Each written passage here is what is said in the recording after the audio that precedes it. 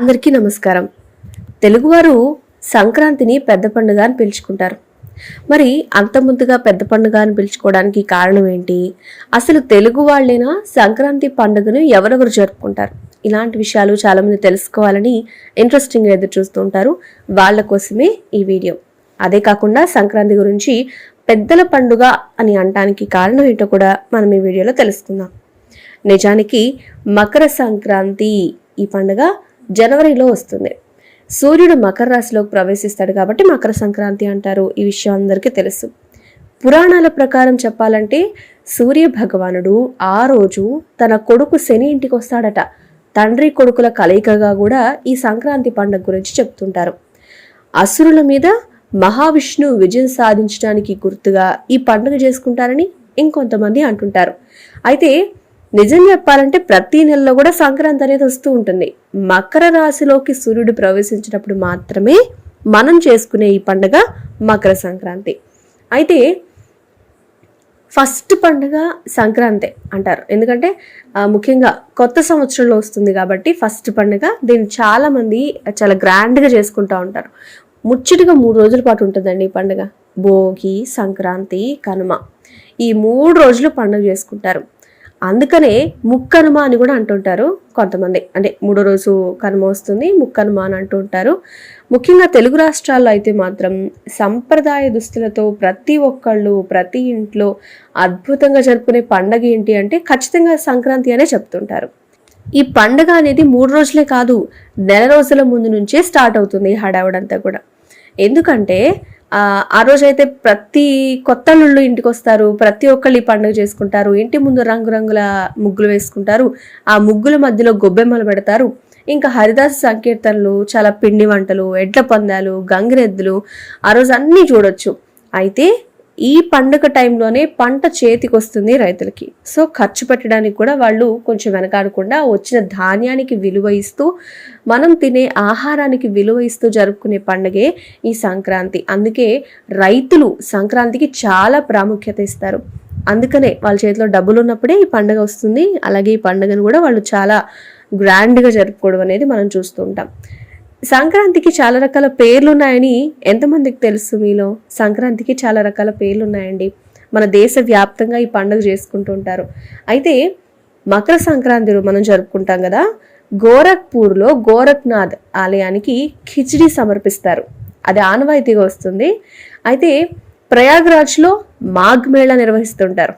మాఘి అనేది మకర సంక్రాంతికి మరొక పేరట. సో అలా మకర సంక్రాంతికి ప్రయాగ్రాజ్లో మాఘ్ మేళా నిర్వహిస్తుంటారు. బట్ ఈ సంవత్సరం అయితే మాత్రం కుంభమేళా స్టార్ట్ అవుతుంది మన సంక్రాంతి పండుగ నుంచి ఫిబ్రవరి వరకు. సో ఈ కుంభమేళా గురించి ఇంకో వీడియోలో మనం డిస్కస్ చేద్దాం. బట్ ఈ సంక్రాంతి చాలా స్పెషల్. కుంభమేళా కూడా చాలా ప్రత్యేకం. అసలైన కుంభమేళా వస్తుంది. అది ఎన్ని సంవత్సరాలకు వస్తుంది అనేది కూడా మనం వేరే వీడియోలో చూద్దాం. పశ్చిమ బెంగాల్లో దీన్ని పౌష్ సంక్రాంతి అని పిలుస్తారు. ఇంకా గుజరాత్లో అయితే ఉత్తరాయణం అని అంటారు. అస్సాంలో బిహు అని పిలుస్తుంటారు. గుజరాత్లో చాలా మంది గాలిపటాలు ఎగరవేసి ఈ పండుగను ప్రత్యేకంగా జరుపుకుంటూ ఉంటారట. అయితే ఈ సంక్రాంతి పండుగ రోజు లోకల్ టాలెంట్స్ అంటారు మనం. అంటే చాలా మంది మన చుట్టుపక్కల ఉన్న వాళ్ళ ప్రతి ఒక్కరికి ఏదో ఒక టాలెంట్ అనేది ఉంటుంది. అంటే అది పోటీ పరీక్షలు నిర్వహించేది కాకపోయినా మన చేతి వృత్తికి సంబంధించింది అయి ఉండొచ్చు. ఇప్పుడు బుట్టలు అల్లడం ఇవన్నీ కూడా మనకి పల్లెటూళ్ళలో ఒక్కొక్కళ్ళు ఒక్కొక్కటి నేర్చుకుంటూ ఉంటారు. దారాలు అల్లడం ఇవన్నీ రకరకాల పోటీలు. అయితే ఈ సంక్రాంతి టైంలో వాళ్ళందరికీ పోటీలు పెట్టి వాళ్ళకి బహుమతి ఇచ్చి వాళ్ళందరినీ ఇంకాస్త ఎంకరేజ్ చేసే విధంగా చేసే పండుగల్లో ఈ సంక్రాంతి మెయిన్ పాత్ర పోషిస్తుంది. ఇది ఒక మంచి ప్లాట్ఫామ్ లా కూడా చాలా మంది తీసుకుంటారు. సంవత్సరం మొత్తం కూడా వాళ్ళు ఏదో ఒక కొత్త విషయాన్ని నేర్చుకుని, ముఖ్యంగా యువత పార్టిసిపేట్ చేస్తూ ఉంటారు ఈ పోటీల్లో పాల్గొనడానికి. అయితే ఈ సంక్రాంతి పండుగ రోజు భోగి, సంక్రాంతి, కనుమ ఈ 3 రోజులు ఏం చేస్తారు, దేని ప్రత్యేకతలు ఏంటి అనేవి కూడా ఈ వీడియోలో తెలుసుకుందాం. ఈ 3 రోజుల పండుగలో మొట్టమొదటిది భోగి. అసలు ఈ భోగి అనే పదం భగ అనే పదం నుంచి వచ్చింది అని చెప్తారు. దక్షిణాయనానికి చివరి రోజు ఈ భోగి. అయితే దక్షిణాయనంలో వీళ్ళంతా పడ్డ కష్టాలు, బాధలు అన్నీ కూడా భోగి మంటలు, దీన్ని బాన్ఫైర్ అని కూడా పిలుస్తారు. అగ్నిదేవుడికి ఈ మంటల రూపంలో దేవుడికి సమర్పిస్తారట, ఈ మంట వేసి అని చెప్తా అంటారు. ఈ ఉత్తరాయణం వస్తుంది కదా, ఆ కాలంలో అన్ని సుఖ సంతోషాలు ఉండాలి అని కోరుకుంటారు. ఈ భోగి మంట చుట్టూ తిరుగుతూ, ఇక భోగి మంట వేయడమే కాదు, దాని చుట్టూ అందంగా రంగుల వల్లతో రంగులుగా వేసి పూలతో అలంకరించి మరి ఈ భోగి మంట అనేది వేస్తూ ఉంటారు. ఇక ఈ భోగి మంట అయితే ఆవు పేడతో తయారు చేసి పిడకలను వేస్తుంటారు దీనిలో. ఎందుకంటే దానివల్ల ఈ చలికి పురుగులు అవి ఉంటాయి, అవి కూడా పోతాయి. ఈ భోగి మంటలు ఆ మంచి వాసన వస్తూ ఉంటుంది, దానిలో రకరకాల సుగంధాలు కలిపి కూడా ఈ భోగి మంట వేసుకుంటూ ఉంటారు చాలా మంది. తెల్లవారుజామునే వేస్తారు, ఎందుకంటే తెల్లవారుజామున ఆ చలికి ఆ మంట అనేది కనిపిస్తూ తెల్లవారుజామునే పండుగ స్టార్ట్ అయిపోయే ఫీల్ వస్తుంది ఈ భోగి పండుగ రోజు. దానికి అంత ప్రత్యేకత ఉంది. అంతేకాదు బొమ్మల కొలువు చేస్తారు భోగి రోజు. కొంతమంది ముత్తైదులు అందరూ వస్తారు, పేరెంటాళ్ళు పిలుచుకుంటూ ఉంటారు. చిన్నపిల్లల మీద భోగి పళ్ళు పోస్తారు. ఈ భోగి పళ్ళు అంటే ఏం లేదండి, మనం రేగికాయలను తింటూ ఉంటారు కదా, రేగి పళ్ళునే భోగి పళ్ళు అని పిలుస్తారు. భోగి రోజు పిల్లలకి రేగి పళ్ళు భోగి పళ్ళలా పోస్తుంటారనమాట. అయితే ఈ సంక్రాంతి పండుగ రోజు మనం తీసుకునే ఆహారం వల్ల కూడా మనకి దైవానుగ్రహం లభిస్తుంది అని కొంతమంది చెప్తూ ఉంటారండి. ఎందుకంటే పండగ వచ్చిందంటే చాలామంది మసాలా ఫుడ్ తీసుకోవడం, నాన్ వెజ్ తినటం చేస్తారు కదా. బట్ అలా కాకుండా ఈ సంక్రాంతి రోజు కనుక సూర్యుడు శని అనుగ్రహం కావాలి అంటే నువ్వులు, చిక్కీ, కిచిడి, కొత్త బియ్యంతో చేసిన పిండి వంటలు ఇలాంటివి తింటే వాళ్ళకి మంచి జరుగుతుంది, వాళ్ళ హెల్త్ బాగుంటుంది, అదేవిధంగా దేవుడి అనుగ్రహం కూడా కలుగుతుంది అని చెప్తుంటారు. ఎవరైనా సరే ఈ పండుగ రోజు ఇంటి ముందుకు వచ్చి భిక్షాందేహి అని అడుగుతారు. మన పల్లెటూళ్ళలో గమనిస్తే ఖచ్చితంగా ఆ రోజు భిక్ష తీసుకోవడానికి వస్తుంటారు. మనం చేసుకున్న పిండి వంటల్ని వాళ్ళకి ఇవ్వడం వల్ల కూడా మనమే కాదు, మన చుట్టుపక్కల వాళ్ళందరూ కూడా ఈ పండుగను జరుపుకోవాలనే ముఖ్య ఉద్దేశంతో ఈ పెద్ద పండుగ రోజు చేస్తుంటారండి.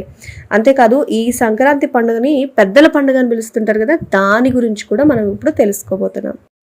ఈ సంక్రాంతి సమయం అంటే దక్షిణాయనంలో వచ్చిన పితృదేవతలు ఉత్తరాయణంలోకి ప్రవేశించే ఈ సమయంలో తిరిగి స్వర్గలోకానికి వెళ్ళిపోతారట. అయితే ఆ సమయంలో పితృదేవతలు తమకు చల్లగా చూడాలని, తిరిగొచ్చి వీళ్ళకు ఆశీర్వాదం అందించాలని సాగనంపుతూ వాళ్ళకి సంక్రాంతి రోజు, కనుమ రోజు పూజిస్తారు. అదే మనం పెద్దల పండుగ చెప్పుకుంటున్నాం కదా, ఈ పెద్దల పండుగ అంటే ఏంటి అంటే మన పితృదేవతలు స్వర్గానికి వెళ్లే సమయంలో మనల్ని ఆశీర్వదించి చల్లగా చూడాలి అనే ఉద్దేశంతో ఈ పండుగ చేసుకుంటారు. అయితే మన పూర్వీకుల పేరుతో బ్రాహ్మణులకు దానాలు ఇస్తూ ఉంటారు. అందుకే సంక్రాంతికి నువ్వులు కూడా వాడకాన్ని మనం చూస్తుంటాం. అయితే సంక్రాంతి రోజు ఈ పెద్దల్ని ఎలా పూజించాలి, వాళ్ళకి ఎలా బట్టలు సమర్పించాలి అనేది చూస్తున్నాం. మీరు గమనిస్తే తెలుగు రాష్ట్రాల్లో ప్రతి ఒక్కళ్ళు కూడా సంక్రాంతి సమయంలో వాళ్ళ ఇంట్లో పెద్దవాళ్ళు ఎవరైతే చనిపోయారో వాళ్ళని తలుచుకుంటూ బట్టలు పెట్టే సాంప్రదాయాన్ని మనం చూస్తుంటాం కదా. ఆ రోజు ఖచ్చితంగా వాళ్ళకి ప్రత్యేకంగా పొంగలి ప్రసాదం పెట్టి బట్టలు సమర్పిస్తారు. ఆ పద్ధతి ఏంటి అని ఒకసారి క్లియర్గా చూస్తే పూర్వీకులనే పూజిస్తారు ఈ సంక్రాంతి పండుగ రోజు. ఒక్కొక్కళ్ళు ఒక్కొక్క రోజు వాళ్ళని స్మరిస్తూ పూజిస్తూ ఉంటారు. నిజానికి తెలంగాణలో అయితే పెత్రమాస అదే పెత్ర అమావాస్య పూర్వీకుల్ని పూజిస్తారు. ఆంధ్రాలో సంక్రాంతి రోజు చేస్తారు. ఈ సంక్రాంతి రోజు తద్దినం పెడతారు. అదే పుష్కరాల వేళ పితృదేవతలకు పిండ ప్రదానం చేసేటప్పుడు ఎంత పుణ్యం వస్తుందో ఈ సంక్రాంతి రోజు వాళ్ళకి పూజ చేస్తే కూడా అంత పుణ్యం వస్తుంది అనేది చాలా ప్రగాఢంగా నమ్ముతుంటారు. తర్పణాలు, కుష్మాండ దానం, పితృదేవతల పేర్లు చెప్పి పేదలకి, బ్రాహ్మణులకి దానం చేయడం వల్ల పుణ్యం లభిస్తుంది అని చెప్తారు. పూర్వీకులు పితృదేవతలకు ఇంట్లో వాళ్ళందరూ కూడా ఒక చోట కూర్చొని చేసుకోవడం అనేది ఉత్తమం. పెద్ద కొడుకు, చిన్న కొడుకు ఒకే చోటు ఉంటే మాత్రం పెద్ద కుమారుడే ఈ దానాలు అనేవి చేయాలని చెప్తారు. అయితే చిన్న కొడుకు తనకి సహాయంగా ఉండాలట. అయితే ఇద్దరు వేరు వేరు చోట్ల ఉంటే ఈ దానం అనేది ఎవరైనా చేయొచ్చు అనేది మన శాస్త్రాల్లో చెప్తున్న విషయం. అయితే తర్పణాలు అనేది ఎవరైనా వదిలిపెట్టచ్చు, పిండ ప్రదానం మాత్రం పెద్ద కొడుకే చేయాలి అని చెప్తారు. వాళ్ళు లేకపోతే దూరంగా ఉన్న వాళ్ళ పేరు చెప్పి ఈ పిండాలు ప్రదానం చేస్తుంటారు. ఇక పెద్దల పండుగ అయిన సంక్రాంతి రోజు పెద్దలకు వస్త్రదానం అనేది చేస్తుంటారు. అంటే వాళ్ళకి సమర్పించిన దుస్తులు వాళ్ళ పేరు చెప్పి బ్రాహ్మణులకు ఇస్తుంటారు. కొందరు పెద్దల పేరు చెప్పి ఆ కొత్త బట్టలు నెక్స్ట్ రోజు కుటుంబ సభ్యులు ఎవరో ఒకళ్ళు వేసుకోవడం అనేది సంప్రదాయంగా వస్తుంది. అంటే పెద్దలకు బట్టలు పెట్టడం అనే కాన్సెప్ట్ వల్ల వాళ్ళ పేరు చెప్పి కొత్త బట్టలు అనేది నిరుపేదలకు చాలా మంది దానం చేస్తుంటారు. దానివల్ల మంచి ఫలితం వస్తుంది అని కూడా నమ్ముతుంటారు. సాయం అందుకునే వాళ్ళు ఎవరైనా సరే వాళ్ళు పేదవారై ఉంటే మాత్రం మనం ఇచ్చిన వస్తువుల్ని వాళ్ళు వాడుకుంటే అది చాలా ప్రయోజనకరంగా ఉంటుంది అని చెప్తారు. ఈ పెద్దల పండుగ రోజు, అదే సంక్రాంతి పండుగ రోజు ఈ పెద్దల పండుగ అని చెప్పి బట్టలు పెట్టే సాంప్రదాయం, ఈ పండుగ విశిష్టత. మనం పిండి వంటలు ఎలా అయితే పెడతామో ఈ బట్టలు కూడా వాళ్ళకి ఇస్తే మనం వాళ్ళతో పాటు సమానంగా వాళ్ళు కూడా కొత్త బట్టలు వేసుకుంటారు కదా, అలా మన చుట్టూ ఉన్న సమాజాన్ని కూడా కలుపుకోపోయే విధంగా ఈ పండుగ అనేది జరుపుకుంటారు. ఇక మనం పెద్దల పండుగ గురించి చెప్పుకున్నాం, భోగి మంట గురించి చెప్పుకున్నాం, కనుమ గురించిన చాలా విషయాలు ఇప్పుడు మనం చెప్పుకోబోతున్నాం. ఎందుకంటే కనుమకి చాలా ప్రాముఖ్యత ఉంది. చాలా వరకు అందరూ అనుకునేది ఏంటి అంటే సంక్రాంతితో పండుగ అయిపోయింది, కనుమ రోజు జస్ట్ వంట చేసుకుని తింటారు, పశువులకు అలంకరణ చేస్తారు అనేది మాత్రమే తెలుసు. కానీ రైతులకు ఇంతగా పండుగ చేసుకోవడానికి సహాయం చేసేది ఏంటి అంటే ఇప్పుడున్న కాలంలో మెషిన్లు వచ్చేసినప్పటికీ కూడా ఎద్దుల్ని ఎక్కువగా వ్యవసాయంలో పంట పొలాలకి దున్నడానికి ఉపయోగించేవాళ్ళు. అయితే దానికి సంబంధించి మనం కొన్ని విషయాలు గమనిస్తే కనుక ఈ 3 రోజులు ముచ్చటైన పండుగలో చివరిది కనుమ. ఈ కనుమ రోజు ముఖ్యంగా ఆవులు, ఎనుములు వీటన్నిటికీ కూడా పాడి రైతులకు ఎంతగా ఉపయోగపడుతుందని తెలుసుకోవడం కోసం వాటికి ప్రాముఖ్యతనిచ్చి జరుపుతూ ఉంటారు.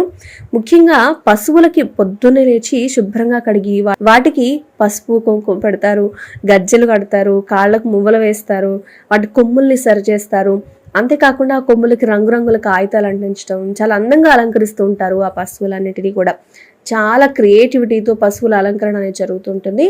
అయితే నిజానికి కొడవలు ఒకటి తీసుకుని అడవుల్లోకి వెళ్ళి ఇంతకుముందు ఉన్న కాలాల్లో ఔషధ వృక్షాలని చెప్తారు. నేరేడు, మద్ది, మారేడు, నల్లేరు, మోదుగా ఇలాంటి చెట్లు, పూలు, ఆకులు, కాండం, వేర్లు ఇవన్నీ తీసుకొని వాటిని బాగా దంచి పొడిలాగా చేసి అది బలవంతంగా అయినా సరే పశువులకు తినిపిస్తారు. ఎందుకు అంటే అవి చాలా ఆరోగ్యంగా ఉండి వాళ్ళ వ్యవసాయానికి తోడ్పడతాయి అనే ఉద్దేశంతో వాటిని చేస్తారనమాట.